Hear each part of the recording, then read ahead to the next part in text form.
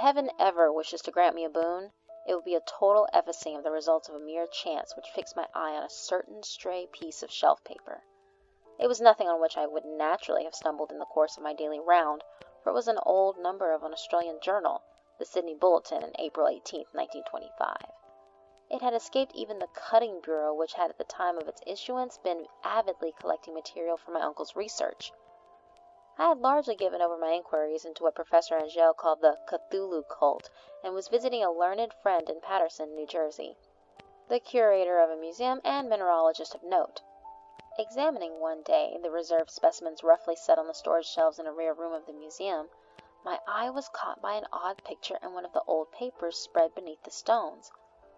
It was the Sydney Bulletin I have mentioned, for my friend has wide affiliations in all conceivable foreign parts, and the picture was a half-tone cut of a hideous stone image almost identical with that which Legrasse had found in the swamp. Eagerly clearing the sheet of its precious contents, I scanned the item in detail, and was disappointed to find it of only moderate length. What it suggested, however, was of portentous significance to my flagging quest, and I carefully tore it out for immediate action. It read as follows: Mystery derelict found at sea. Vigilant arrives with helpless armed New Zealand yacht in tow. One survivor and dead man found aboard. Tale of desperate battle and deaths at sea. Rescued seaman refuses particulars of strange experience. Odd idol found in his possession. Inquiry to follow. The Morris & Company's freighter, Vigilant, bound from Valparaiso, arrived this morning at its wharf in Darling Harbor, having in tow the battered and disabled but heavily armed steam yacht Alert of Dunedin, New Zealand, which was sighted April 12th in south latitude 34 degrees 21 west longitude 152 degrees 17, with one living and one dead man aboard. The Vigilant left Valparaiso March 25th, and on April 2nd was driven considerably south of her course by exceptionally heavy storms and monster waves. On April 12th the derelict was sighted, and though apparently deserted, was found upon boarding to contain one survivor in a half-delirious condition, and one man who had evidently been dead for more than a week. The living man was clutching a horrible stone idol of unknown origin, about a foot in height, regarding whose nature authorities at Sydney University, the Royal Society, and the Museum in College Street all profess complete bafflement, and which the survivor says he found in the cabin of the yacht in a small carved shrine of common pattern. This man, after recovering his senses, told an exceedingly strange story of piracy and slaughter. He is Gustav Johansen, a Norwegian of some intelligence, and had been second mate of the two-masted schooner Emma of Auckland, which sailed for Callao February 20th with a complement of 11 men. The Emma, he says, was delayed and thrown widely south of her course by the great storm of March 1st, and on March 22nd, in south latitude 49 degrees 51, west longitude 128 degrees 34, encountered the Alert, manned by a queer and evil-looking crew of Kanakas and half-castes.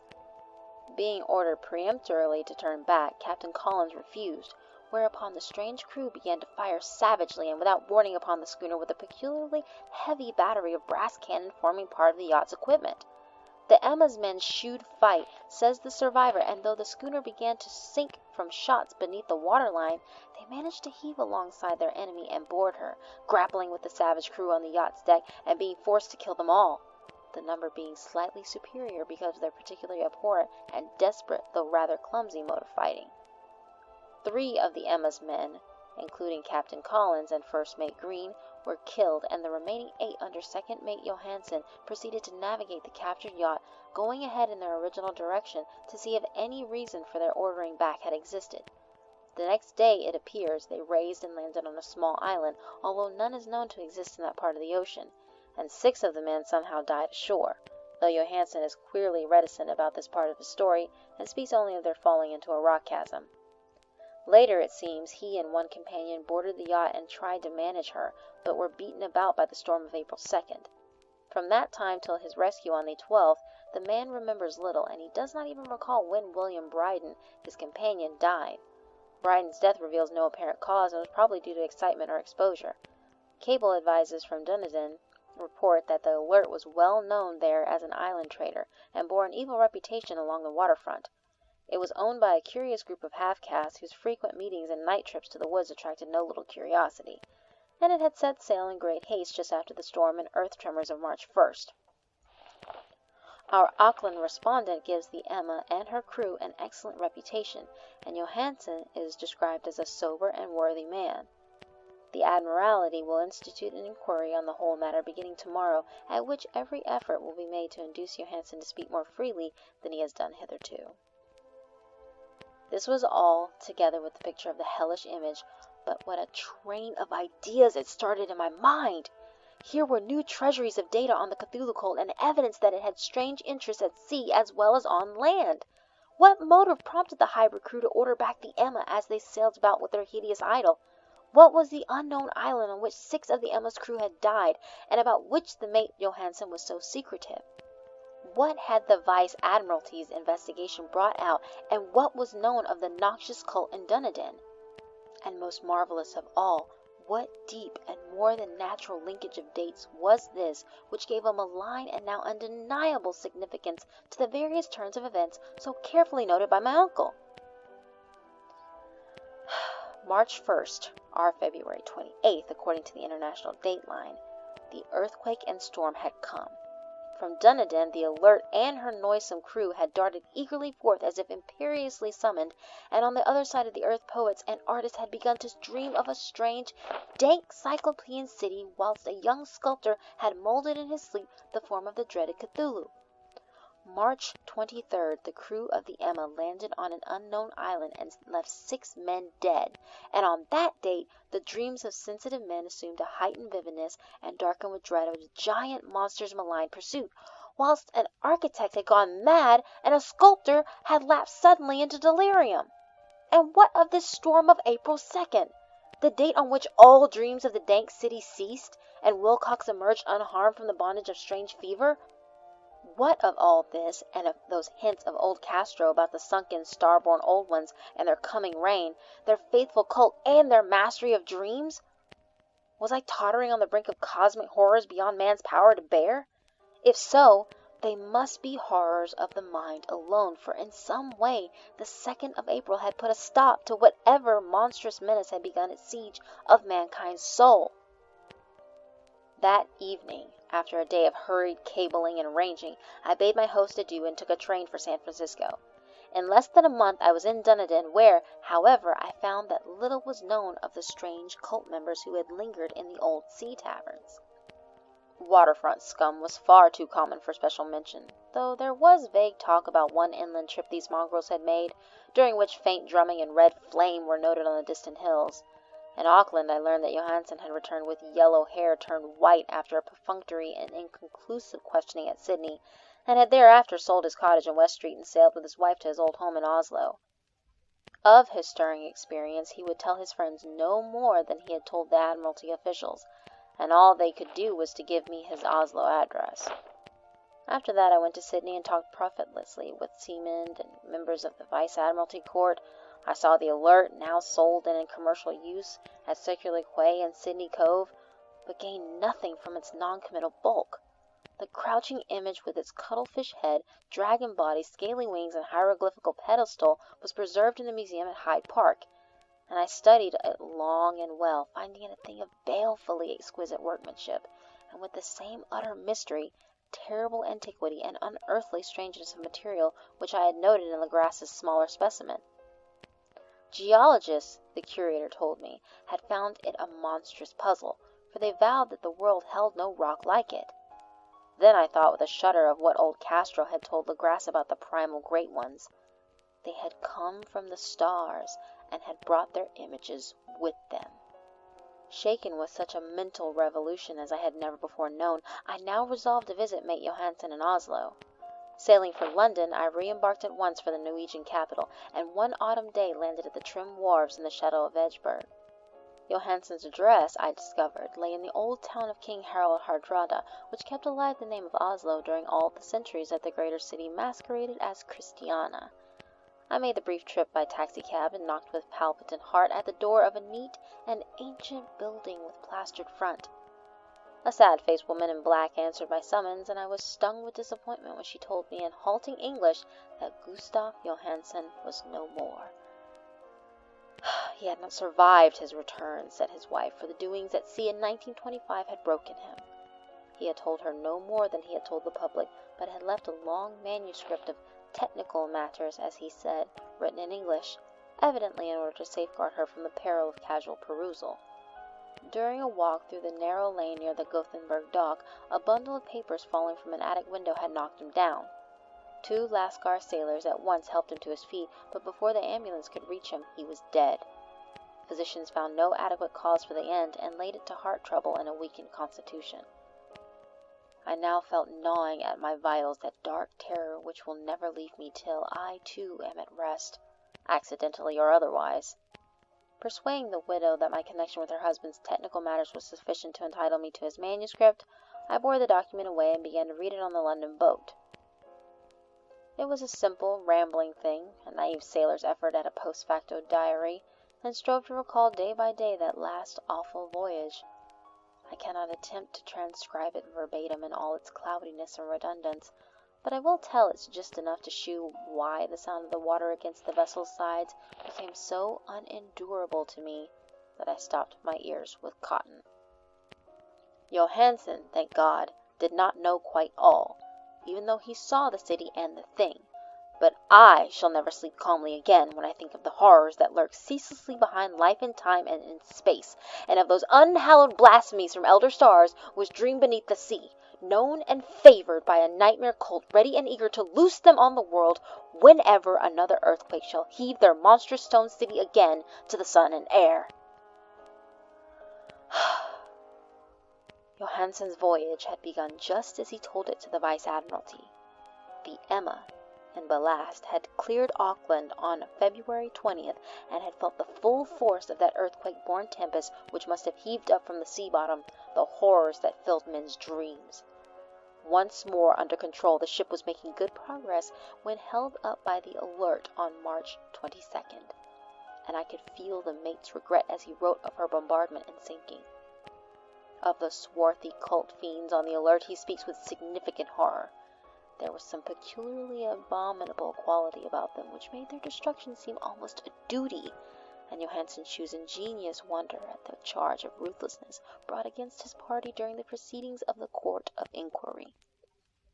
Then, driven ahead by curiosity in their captured yacht under Johansen's command, the men sight a great stone pillar sticking out of the sea, and in south latitude 47 degrees 9, west longitude 126 degrees 43, come upon a coastline of mingled mud, ooze, and weedy cyclopean masonry which can be nothing less than the tangible substance of Earth's supreme terror, the nightmare corpse city of Relaye, that was built in measureless eons behind history by the vast, loathsome shapes that seep down from the dark stars. There lay great Cthulu and his hordes hidden in green, slimy vaults and sending out at last, after cycles incalculable, the thoughts that spread fear to the dreams of the sensitive and called imperiously to the faithful to come on a pilgrimage of liberation and restoration. All this Johansen did not suspect, but God knows he soon saw enough. I suppose that only a single mountain top, the hideous monolith-crowned citadel whereon great Cthulhu was buried, actually emerged from the waters. When I think of the extent of all that may be brooding down there, I almost wish to kill myself forthwith. Johansen and his men were awed by the cosmic majesty of this dripping Babylon of elder demons, and must have guessed without guidance that it was nothing of this or of any sane planet. Awe at the unbelievable size of the greenish stone blocks, at the dizzying height of the great carven monolith, and at the stupefying identity of the colossal statues and bas-reliefs with the queer image found in the shrine on the Alert, is poignantly visible in every line of the mate's frightened description. Without knowing what futurism is like, Johansen achieved something very close to it when he spoke of the city. For instead of describing any definite structure or building, he dwells only on broad impressions of vast angles and stone surfaces, surfaces too great to belong to anything right or proper for this earth, and impious with horrible images and hieroglyphs. I mention his talk about ankles because it suggests something Wilcox had told me of his awful dreams. He had said that the geometry of the dream place he saw was abnormal, non-Euclidean, and loathsome, redolent of spheres and dimensions apart from ours. Now an unlettered seaman felt the same thing whilst gazing at the terrible reality. Johansen and his men landed at a sloping mud bank on this monstrous acropolis, and clambered slipperily up over tight and oozy blocks which could have been no mortal staircase. The very sun of heaven seemed distorted when viewed through the polarizing miasma welling out from this sea-soaked perversion, and twisted menace and suspense lurking leeringly in those crazily elusive angles of carven rock where a second glance shewed concavity after the first shewed convexity. Something very like fright had come over all the explorers before anything more definite than rock and ooze and weed was seen. Each would have fled had he not feared the scorn of the others, and it was only half-heartedly that they searched, vanity as it proved, for some profitable souvenir to bear away. It was Rodriguez the Portuguese who climbed up the foot of the monolith and shouted of what he had found. The rest followed him, and looked curiously at the immense carved door with the now familiar squid dragon bas-relief. It was, Johansen said, like a great barn door, and they all felt that it was a door because of the ornate lintel, threshold, and jambs around it, though they could not decide whether it lay flat like a trap-door or slantwise like an outside cellar door. As Wilcox would have said, the geometry of the place was all wrong. One could not be sure that the sea and the ground were horizontal, hence the relative position of everything else seemed phantasmally variable. Bryden pushed at the stone in several places without result. Then Donovan felt over it delicately around the edge, pressing each point separately as he went. He climbed interminably along the grotesque stone molding. That is, one would call it climbing if the thing was not after all horizontal, and the men wondered how any door in the universe could be so vast. Then, very softly and slowly, the acre-great panel began to give inward at the top, and they saw that it was balanced. Donovan slid or somehow propelled himself down or along the jamb and rejoined his fellows, and everyone watched the queer procession of the monstrously carven portal. In this fantasy of prismatic distortion, it moved anomalously in a diagonal way, so that all the rules of matter and perspective seemed upset. The aperture was black with a darkness almost material. That tenebrousness was indeed a positive quality, for it obscured such parts of the inner walls as ought to have been revealed, and actually burst forth like smoke from its eon-long imprisonment, visibly darkening the sun as it slunk away into the shrunken and gibbous sky on flapping membranous wings.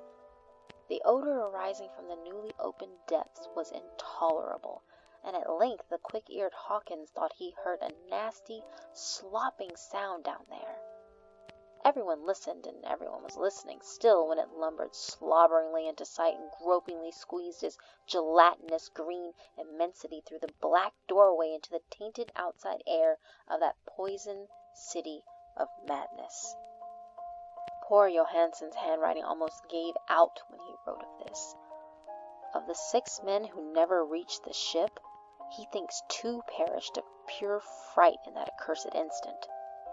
The thing cannot be described. There is no language for such abysms of shrieking and immemorial lunacy, such eldritch contradictions of all matter, force, and cosmic order. A mountain walked or stumbled? God! What wonder that across the earth a great architect went mad, and poor Wilcox raved with a fever in that telepathic instant? The thing of the idols, the green, sticky spawn of the stars, had awakened to claim his own. The stars were right again, and what an age-old cult had failed to do by design, a band of innocent sailors had done by accident. After vigintillions of years, great Cthulu was loose again and ravening for delight. 3 men were swept up by the flabby claws before anybody turned. God rest them, if there be any rest in the universe. They were Donovan, Guerrera, and Angstrom. Parker slipped as the other three were plunging frenziedly over endless vistas of green-crusted rock to the boat, and Johansen swears he was swallowed up by an angle of masonry which shouldn't have been there. An angle which was acute, but behaved as if it were obtuse. So only Bryden and Johansen reached the boat, and pulled desperately for the Alert as the mountainous monstrosity flopped down the slimy stones and hesitated, floundering at the edge of the water. Steam had not been suffered to go down entirely, despite the departure of all hands for the shore, and it was the work of only a few moments of feverish rushing up and down between wheel and engines to get the Alert under way.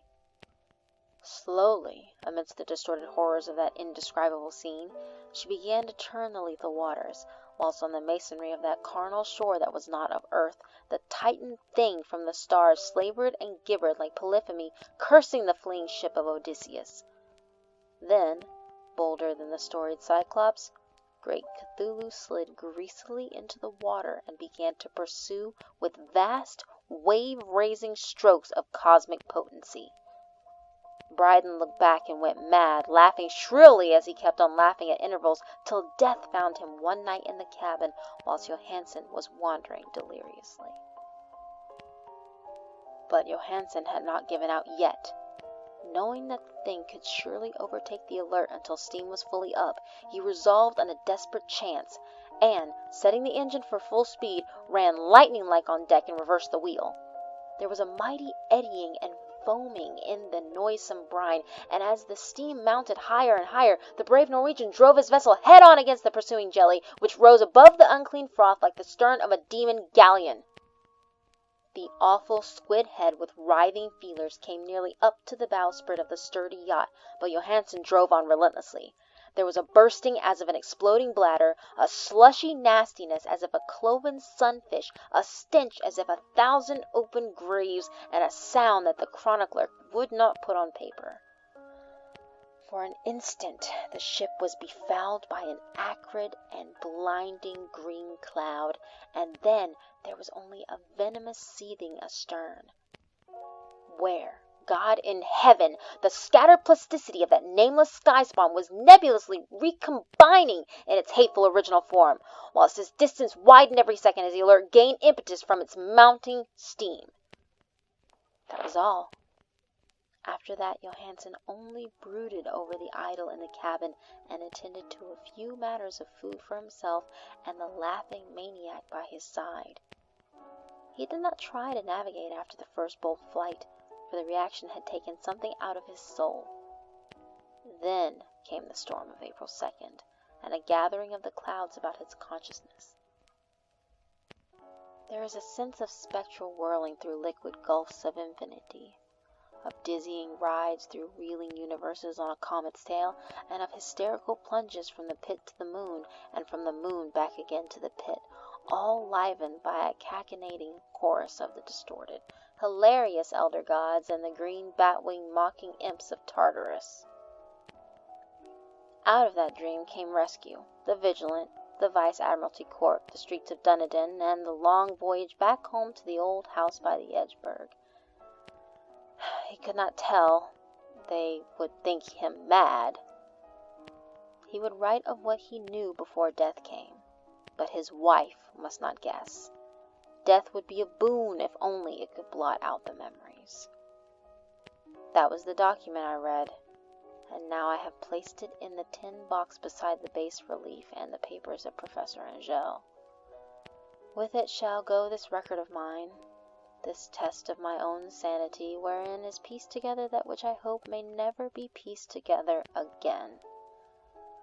I have looked upon all that the universe has to hold of horror, and even the skies of spring and the flowers of summer must ever afterward be poison to me. But I do not think my life will be long. As my uncle went, as poor Johansen went, so I shall go. I know too much, and the cult still lives. Cthulhu still lives too, I suppose, again in that chasm of stone which has shielded him since the sun was young. His accursed city is sunken once more, for the Vigilant sailed over the spot after the April storm. But his ministers on earth still bellow and prance and slay around idol-capped monoliths in lonely places. He must have been trapped by the sinking whilst within his black abyss, or else the world would by now be screaming with fright and frenzy. Who knows the end? What has risen may sink, and what has sunk may rise. Loathsomeness waits and dreams in the deep, and decay spreads over the tottering cities of men. A time will come, but I must not and cannot think. Let me pray that, if I do not survive this manuscript, my executors may put caution before audacity, and see that it meets no other eye.